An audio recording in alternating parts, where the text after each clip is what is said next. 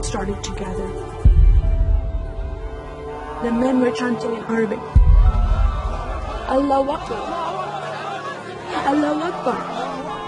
And my father and I, as I was holding his hand, were pushed to the front of this crowd. In the center of this crowd was an Arabic woman, dressed just like this, and she was tied up and she was sitting on a box. Next to her was an Arabic man, and he did a traditional Islamic prayer on the floor.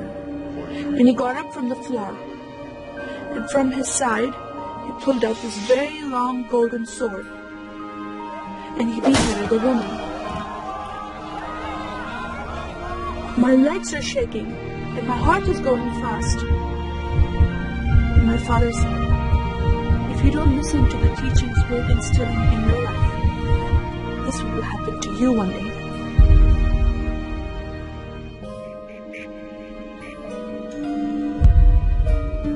I was born and raised in a small country by the name of Kuwait, a community of 98% Muslim population. 2 of my uncles are imams, and 1 is president of a mosque, where I would hear the call to prayer 5 times a day. As a Muslim, the word Yahudi, which means Jew, was instilled in me as a bad word, as a cuss word. Yahudis should not exist. They should be killed, and I never thought to question why would I hate them. I never met Jewish people in my life. They never did anything to harm my family. I just hated them. Just the word brought hatred in my heart. It's very important to learn the Quran and the Hadith, and even memorize it in Arabic. I even entered a competition where you recite the long chapter in front of Islamic leaders and teachers.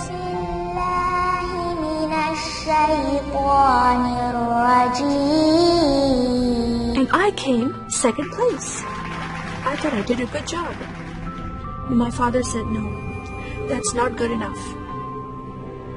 Most of my life for me, it was alone, by myself, broken person, in need of love from my family, but I never received it from them. I tried to experience this love from Creator God, from Allah. In my prayer times, I lifted up my hands and I cried out to Allah for help. Please have my father stop beating my mother. Please have my father stop beating me. But no help came. God is not a personable God to Muslims. God doesn't say, "I love you." Saddam Hussein forces came in the middle of the night and invaded the small country of Kuwait. And then they came to my city, and they destroyed property, and they looted people's home, and they stole possessions, and they killed the men, and they raped the women. Then we were granted asylum status to stay in the US. My grandmother suddenly got very sick. She had a heart attack, and she went to the hospital. And 2 days later, she passed away. I was devastated because I lost my best friend. And this lady approached me and asked me if I was okay. And I said, "No, Paula, my grandmother died." And I just started to cry again. At that moment, I was hurting so much, only crying helped. And Paula came to me and put her arms around me, and she gave me a hug. And then she asked me a question, "Would you like to go to church with me?" When I walked into this church, I experienced love from these people and acceptance from these people like I've never before.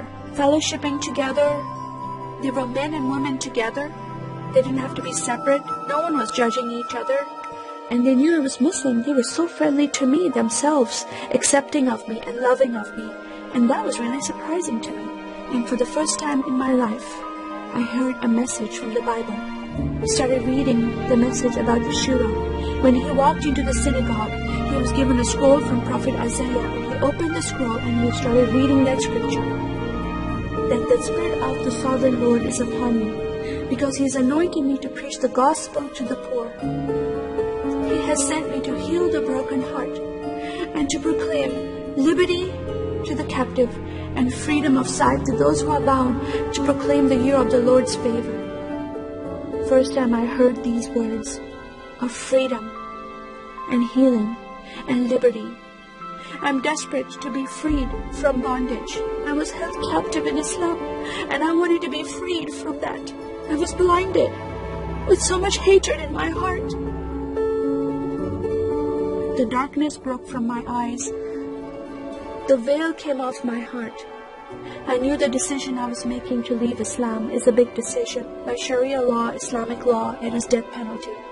But I'm desperate to know a living God. In that day, I gave my life to becoming a follower of Jesus. This is the God of Israel, God of Abraham, Isaac, and Jacob. And the nation of Israel is God's heartbeat. And I said, God, forgive me. I did not know I hated your people. I love the Jewish people because it's their God, their Messiah that I'm following, and He told me to love them. I never knew what happened to the 6 million Jews that died. I never heard that in Kuwait in history.